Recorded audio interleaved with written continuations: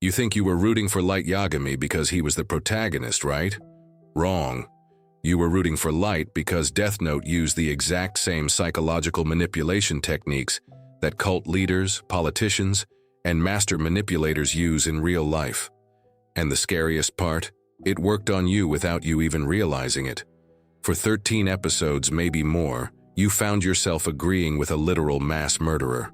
You justified his actions, rationalized his methods, maybe even hoped he'd outsmart L and get away with it all. And that wasn't an accident. Death Note is essentially a masterclass in psychological manipulation disguised as a thriller anime.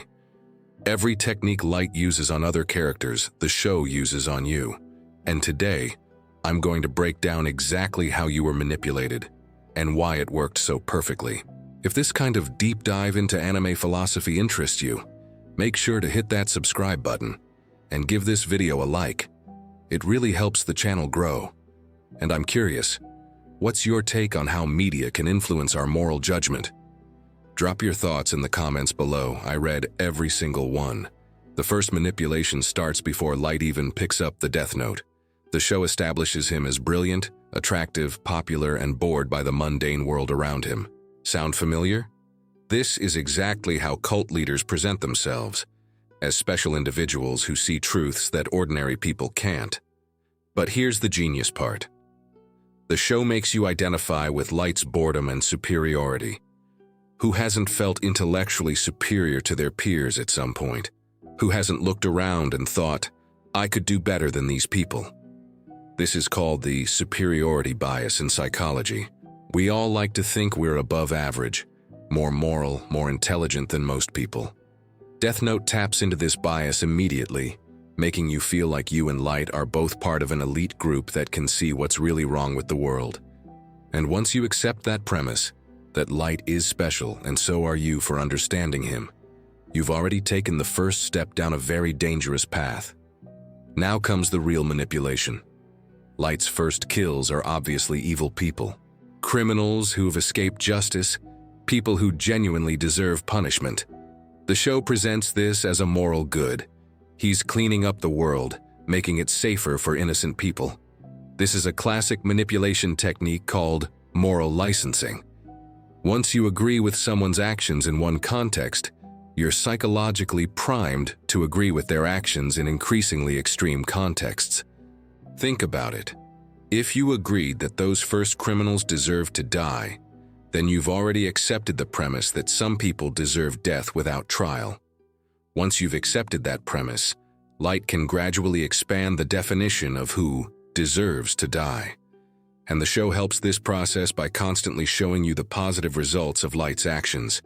Crime rates dropping, families feeling safer, a world that seems more just. You're not seeing the fear, the paranoia, the innocent people too scared to speak up. You're seeing the propaganda version of Kira's world. Here's where Death Note gets psychologically brilliant. Most of the story is told from Light's perspective, or from perspectives that make Light look sympathetic.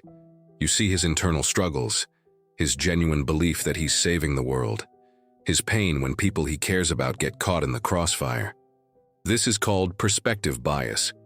We tend to sympathize with characters whose internal experience we have access to. Even when they do terrible things, if we understand their reasoning, we're more likely to excuse their actions. Meanwhile, Light's victims are largely nameless, faceless statistics. You don't see their families mourning. You don't see their children left without parents. You don't see the innocent people wrongly accused and killed by Kira's followers. The show deliberately dehumanizes Light's victims while humanizing Light himself. And this mirrors exactly how real-world atrocities are justified. The perpetrators are presented as complex, sympathetic individuals with understandable motivations, while their victims are reduced to numbers or abstract concepts. Watch how Death Note slowly normalizes increasingly extreme behavior. Light starts by killing convicted criminals, then suspected criminals, then people who oppose Kira, then anyone who might interfere with his plans, then innocent FBI agents just doing their jobs. Each step feels logical if you accepted the previous step. This is called incremental commitment, a technique used by everyone from abusive partners to totalitarian regimes. You get people to agree to small compromises, then use those compromises to justify bigger ones. The genius is that at no point does the show present Light as suddenly becoming evil. He's always the same character with the same motivations. It's just that his actions become more extreme, while his justifications remain consistent. And because you've been following his logic this whole time, you find yourself in the uncomfortable position of either having to admit you were wrong from the beginning, or continuing to follow his reasoning into increasingly dark territory. Death Note presents you with a false choice. Either you support Kira's brutal but effective justice, or you support a broken system that lets criminals go free. Light constantly frames the conflict this way. He's not a murderer. He's the only person willing to do what needs to be done. This is classic manipulation, reducing complex moral questions to simple either-or choices. In reality, there are thousands of ways to improve justice systems without resorting to extrajudicial execution. But Light never seriously considers reform, rehabilitation, systemic change, or any other alternative. And the show reinforces this false dilemma by making L and the police seem ineffective and bureaucratic in comparison to Light's swift, decisive action. You start to think that maybe brutal efficiency is better than compassionate inefficiency. But here's what the show doesn't want you to think about.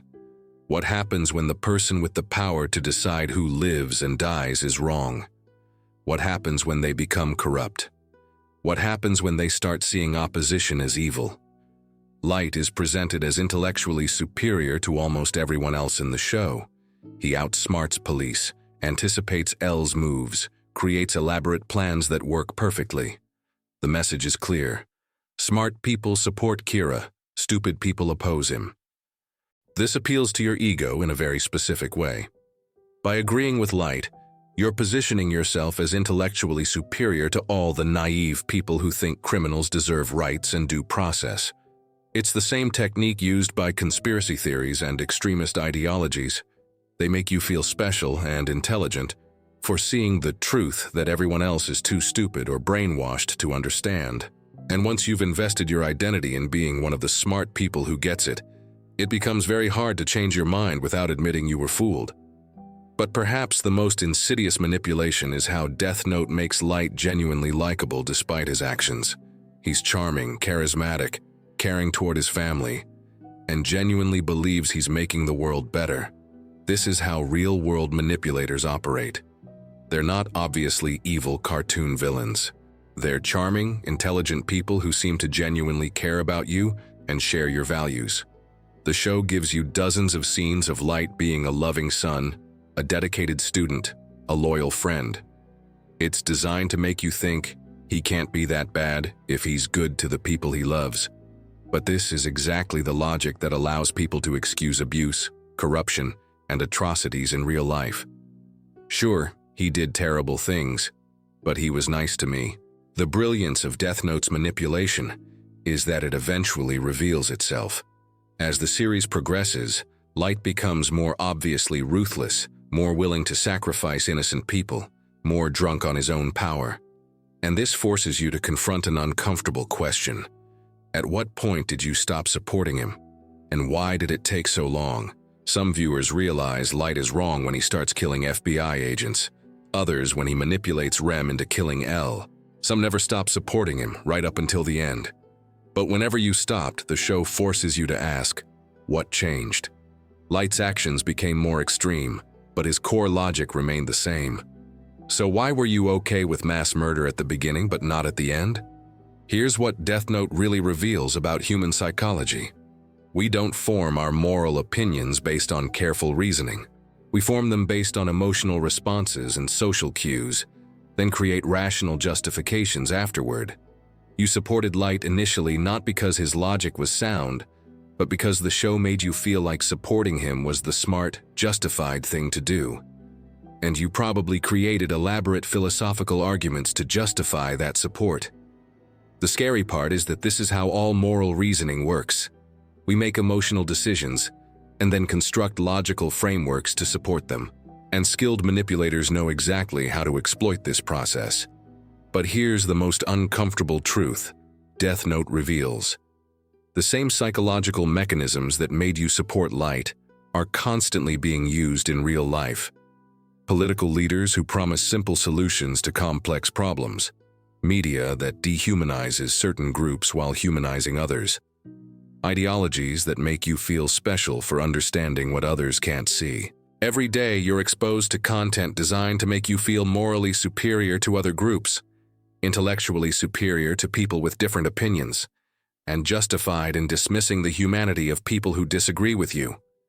And just like with Light, these influences work by appealing to your existing biases and gradually normalizing more extreme positions. So how do you protect yourself from this kind of manipulation? The first step is recognizing that you're not immune to it.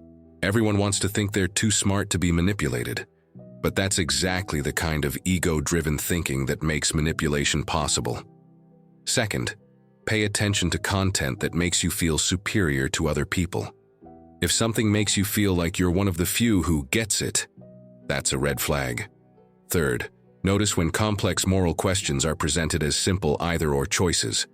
Real ethical dilemmas usually have multiple perspectives and no perfect solutions. Finally, ask yourself, am I supporting this position because of the evidence or because of how supporting it makes me feel about myself?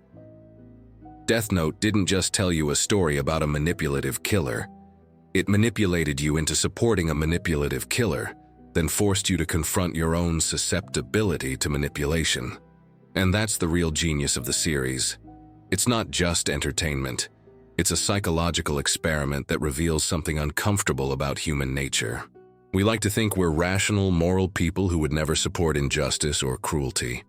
But Death Note proves that with the right presentation, the right emotional manipulation, and the right appeals to our ego, most of us can be convinced to excuse almost anything.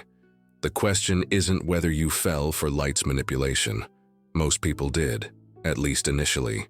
The question is, what did you learn from recognizing how easily you were manipulated? Because in a world full of people trying to influence your opinions, emotions, and decisions, the ability to recognize manipulation might be the most important skill you can develop. And maybe, just maybe, that's the real lesson Death Note was trying to teach you all along.